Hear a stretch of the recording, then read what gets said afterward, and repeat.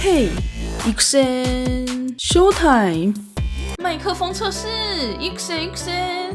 虽然已经过了好多天，但其实最近我买了新的麦克风。这支麦克风是定价新台币8400元的 Blackout Spark SL， 跟较多人用的 Blue Yeti 一样，都是 Blue 家的产品。送来的时候包装非常精美，打开后里面还是用木盒子装着麦克风，超赞的啦！Blackout Spark SL 需要搭配有幻象电源的录音界面才能使用。它是一支电容式的麦克风，个人认为这支麦克风跟之前相比，在高频的表现更加出色。那么让大家来听听看它的表现吧。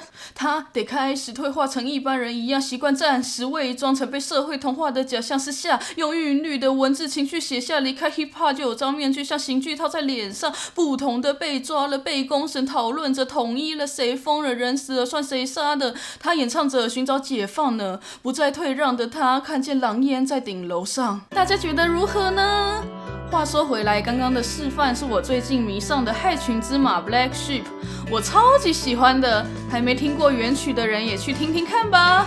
希望以后可以用这支麦克风录出更多更棒的作品。虽然最近都没什么作品或直播，但其实过得很充实，因为我去拜师学习 rap 了。出道快满1周年了，想要努力成为更好的创作者。